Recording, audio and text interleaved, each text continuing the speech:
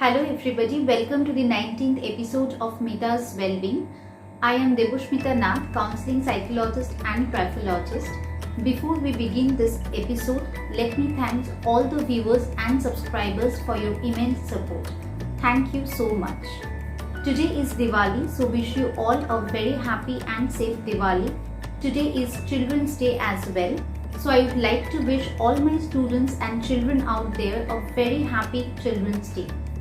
Today in this episode we will discuss different mental health issues that the children might face, how to ensure the mental health of a child, how to promote the mental health of a child, what are the issues a child might face which can lead to certain mental health problems in future, and what can be the solutions to these problems. So this episode is actually for all the parents, teachers out there who are handling the kids, who are spending a lot of time with the kids. So let's see that how we can promote the mental health of a child. Now before we move to the discussion, it's very important to know that why the child's mental health is so important. It's not only important for the present state of the child, but it's also important for the future. Because a child's personality development gets affected by negative mental health. So definitely if a child is experiencing a very negative emotion throughout his childhood, he is experiencing trauma and he is experiencing conflicts which are not resolved, that will definitely lead to a maladjusted personality in future. So definitely if we want our child to develop as a happy, healthy adult, then definitely child's mental health needs to be taken into consideration. The first important thing is to build a strong rapport with the kid. As a parent, please try to spend quality time with the kids. Discuss about their hobbies, interests, how they have spent the whole day. Try to find out what assessments have been given in school. Discuss about your life also with the kids. So spending quality time with the kids, doing different activities together, obviously will ensure a very good rapport with the child, which will be beneficial later. The second thing is help them to develop self-esteem. Be it a child or an adolescent, self-esteem is very important. Help them to develop self-confidence. Help your child to develop self-esteem. Be it a child or an adolescent, self-esteem is very important. Praise them if they are doing well, even if they are trying and failing, but still don't stop encouraging your child. Don't criticize your child in front of others, or don't criticize your child even if there is nobody.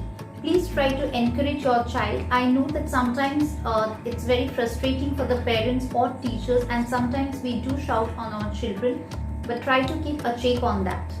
Encourage your child, find out the good qualities that your child is having, try to nurture them. Try to respect your child and also accept your child in the way they are, and also help them to accept in the way they are, because nobody is absolutely flawless. So there will be certain problems, there will be certain limitations, your child will be having certain limitations, but help your child to find out those limitations, work on that, and at the same time help the child to find out the areas where he can do really well, and also help the child to find out his strength. It's also very important to help the child to solve their own problems. Definitely as a parent or as a teacher, we will guide the child, but guidance and spoon feeding the solution is something different. Don't spoon feed the solution to your child. Discuss the problem whenever the child is experiencing a problem. Encourage the child to speak to you about the problem and help the child to find the solution of his own under your guidance and supervision. This will always help the child to gain more self-confidence and more control over the situation. Listen and respect to the child. Listen and respect your child. This is also very important. You must listen to what the child is saying. Maybe you don't agree with the child, maybe you have some other point to say, but at first listen to it carefully. Give them the space so that they can say, they can talk to you, whatever they want, let them say, let them speak their mind. And then if you have certain things to say, if you have certain suggestions to give, then it's better to give suggestions after you listen whatever they want to say. Respecting the child is also very important. If they are feeling low, talk to them. Even if he's a kid, she's a kid, or an adolescent or a teenager, talk to the child. It's very important to talk to the child, find out what problem he or she is facing, and only if we respect and listen to the children, then only during their problem, whenever they will experience a problem, they will think that okay, I can talk to my teacher, or okay, I can talk to my parent. Because if we don't listen to them, then they will develop a feeling that my parents or my teachers will not understand my problem. So it's better to listen to them, to respect their feelings. Sometimes, especially for the adolescent kids, they want privacy. So it's always better to respect their privacy. Respecting privacy doesn't mean remaining aloof from the life of the child, but obviously keep an eye on the child, what he is doing, where he is going. Keep yourself well informed about it. But when the child is not feeling well, sometimes the adolescents, they say, especially the adolescents, they say that I am not liking it, I am not in a mood to talk to you. Please respect that, give them some time and give them some space. Then definitely they will come back and will talk to you.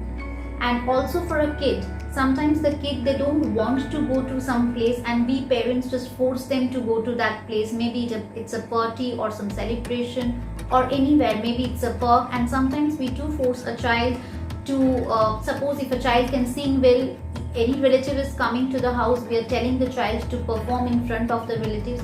Please don't do all this. I know as a parent, maybe you are feeling proud of it and therefore telling your kid to do so, but please don't do so. Please respect the child's emotion, his or her mental state. If the child is not liking something or doesn't want to do it at that moment, please try to understand, give him or her some space. That will definitely help.